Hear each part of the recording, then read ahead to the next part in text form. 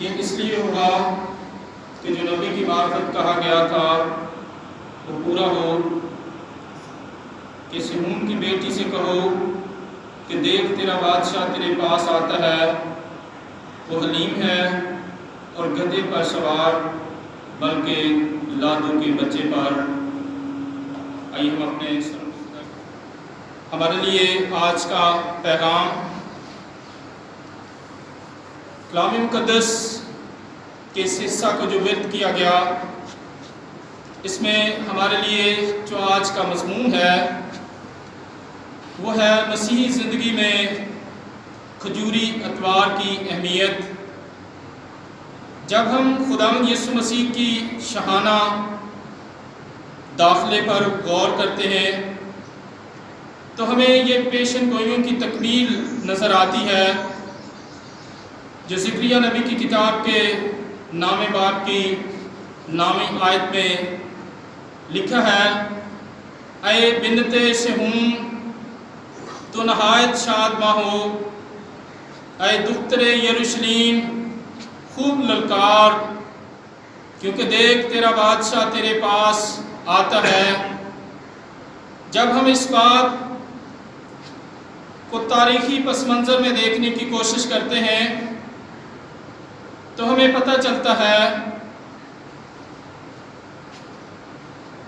کہ خداوند یسوع مسیح نے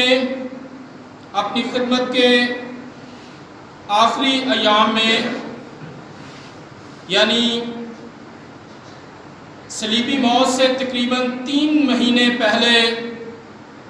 خداوند یسوع مسیح نے اپنی انجیلی خدمت بند کر دی، اور کلام مقدس یوحنا کی انجیل کے 11ویں باب کی 54 آیت کے اندر لکھا ہے،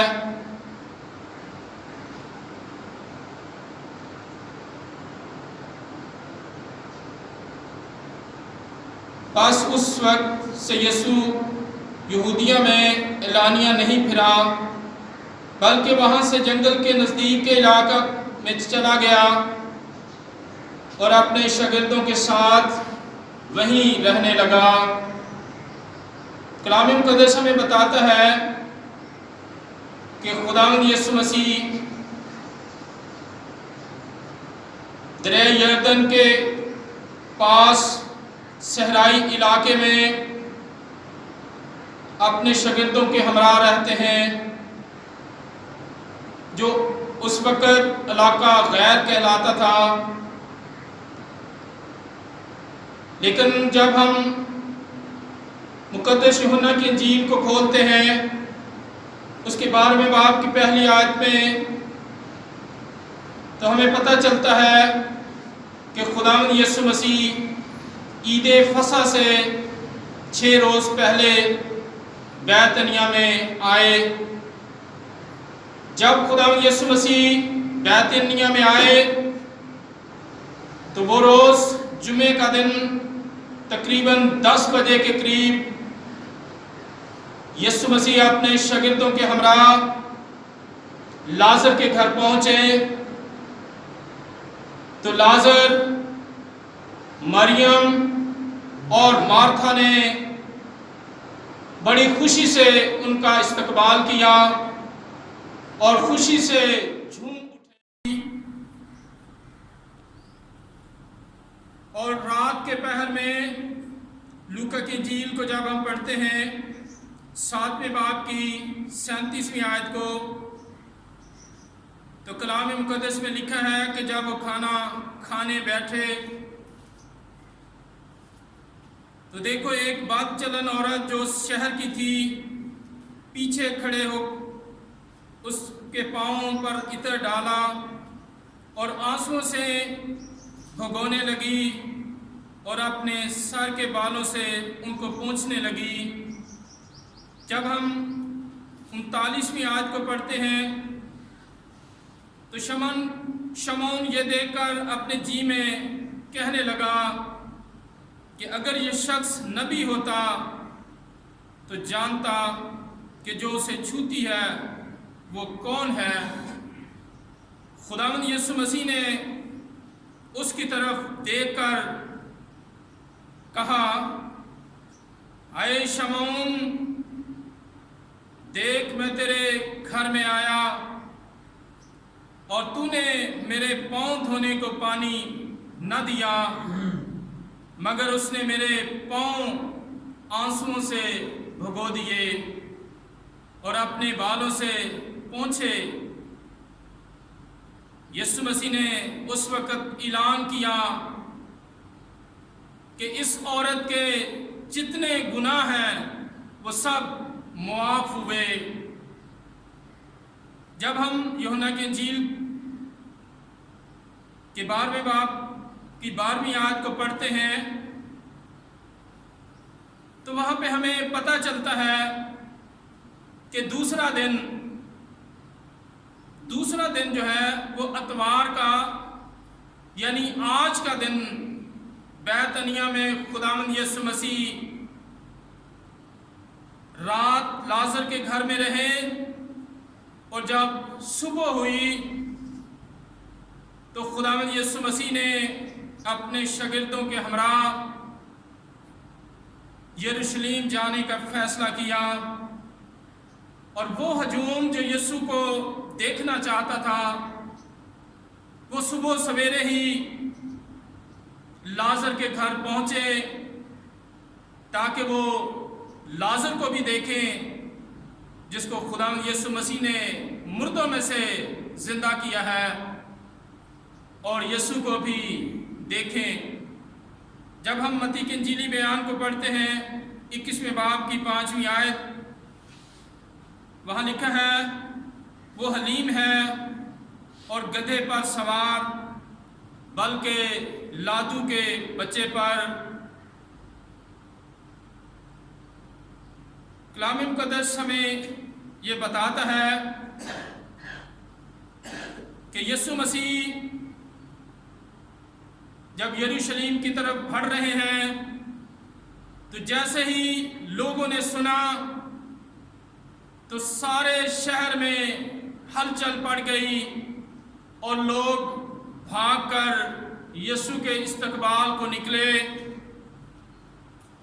جلوس یسوع کے پیچھے پیچھے چلا آتا ہے اور استقبال کے لیے، جس میں فقی بھی ہیں، فریسی بھی ہیں اور سردار کاہن بھی ہیں، اور اس وقت کے علماء بھی ہیں جو یسوع کے استقبال کے لیے نکلتے ہیں۔ کلام مقدس ہمیں بتاتا ہے کہ لوگوں نے اپنے کپڑے راستے میں بچھائے اور اوروں نے درختوں سے ڈالیاں کاٹ کر راہ میں پھیلائیں۔ جب ہم دوسری سلاطین کے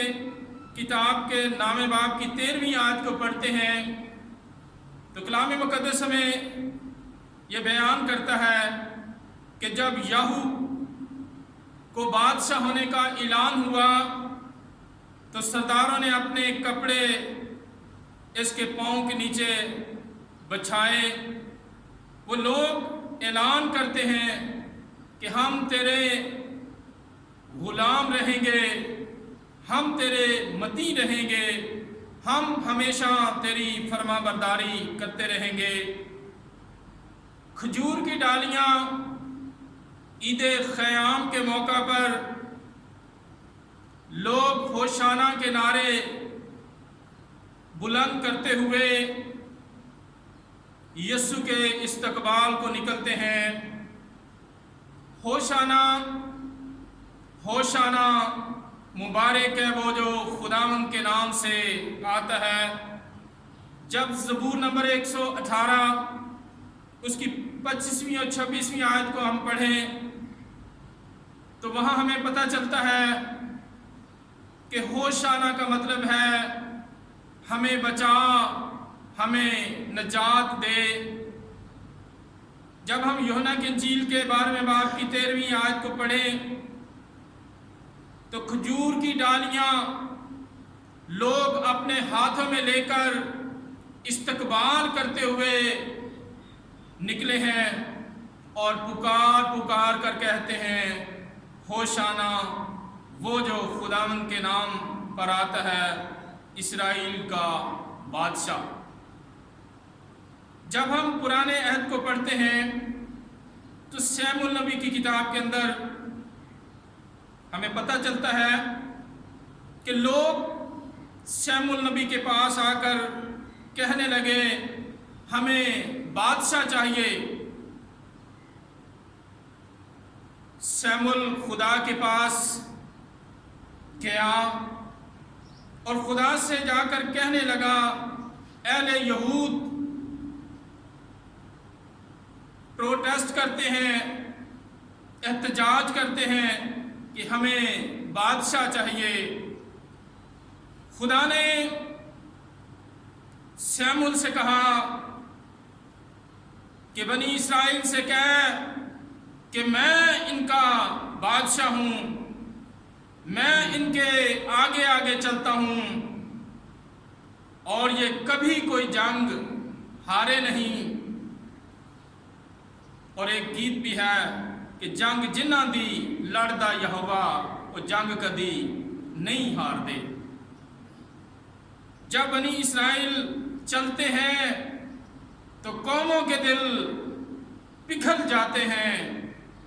اس لیے ان سے کہہ دیں کہ میں ان کا بادشاہ ہوں۔ جب سیموئیل نے آ کر لوگوں سے کہا تو وہ لوگ کہنے لگے کہ ہمیں ایسا بادشاہ چاہیے جیسے غیر قوموں کے بادشاہ ہیں وہ نظر آتے ہیں، اسی طرح ہمیں وہ بادشاہ چاہیے جو دنیا کے سامنے نظر آئے۔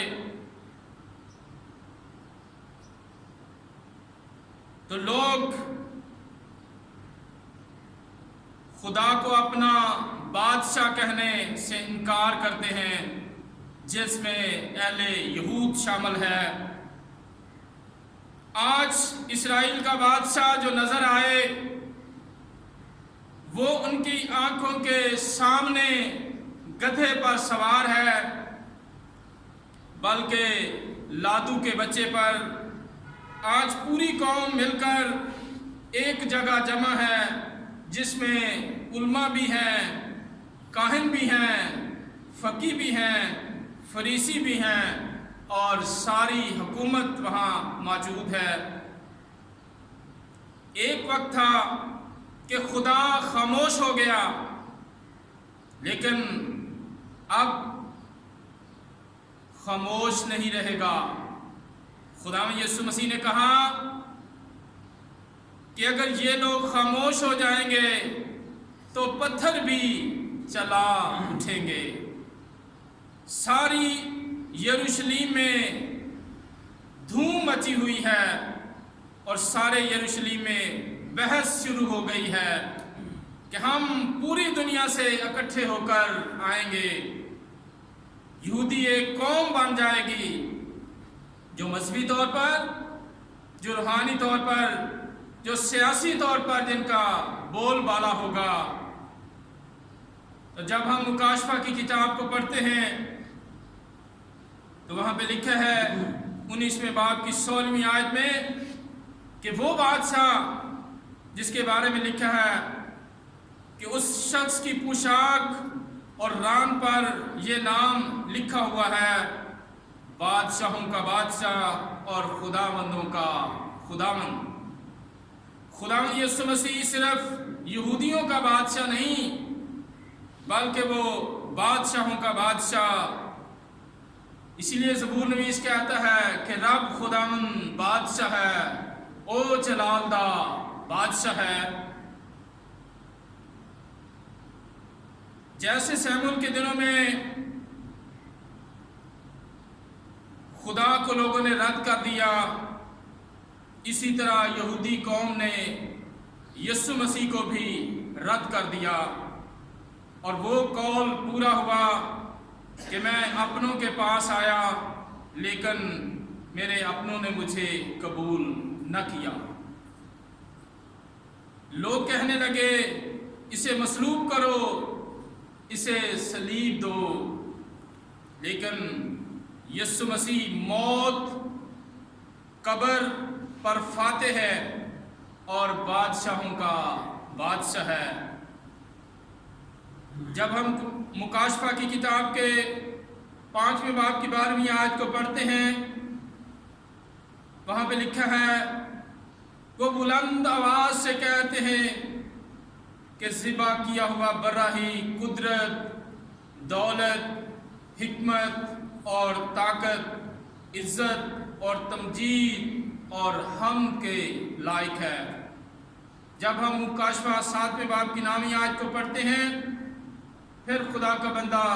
यूहन्ना आरिफ बड़े गौर से निगाह करता है। लिखा है, हर एक कौम, हर एक कबीले और उम्मत और अहले ज़बान की एक ऐसी बड़ी भीड़ जिसे कोई शुमार नहीं कर सकता, सफ़ेद जामे पहने और खजूर की डालियां अपने हाथों में लिए हुए तख्त और बर्रा के सामने खड़ी हैं। लेकिन याद रहे कि नेहमिया की किताब के जब 8वें बाब की 15वीं आयत को पढ़ें तो खजूर की डाली फतहमंदी की अलामत है कि हम फातेह हैं। जब हम दुनिया में खजूर की डालियां लेकर दुनिया के सामने लहराते हैं तो ये इस बात की अलामत है कि यीशु मसीह ने मौत, कब्र पर फतह पाई है और फातेह नजर आता है। हम यीशु बादशाह के गुलाम हैं और जब आसमान पर जाएंगे तो उसके मुकद्दसों के साथ आसमानी बादशाही में बर्रे को खुश आमदीद कहने के लिए खजूर की डालियां अपने हाथों में लिए हुए लहराते हुए खुदा के बर्रे के सामने हाजिर होंगे और उसका इस्तकबाल करेंगे। इसीलिए मेरे अजीजों, आज हम खजूर की डालियां लेकर अपने घरों के सामने लगाई हैं, लहराई हैं, जिस बात की अलामत है कि हम उस बर्रे के इस्तकबाल के लिए अपने आप को ज़मीन पर तैयार कर रहे हैं। और जब आसमान पर जाएंगे तो उस वक़्त भी अपने साथ खजूर की डालियां लेकर लहराएंगे। आज के कलाम के वसीले से खुदा हम सबों को बरकत अता फरमाए।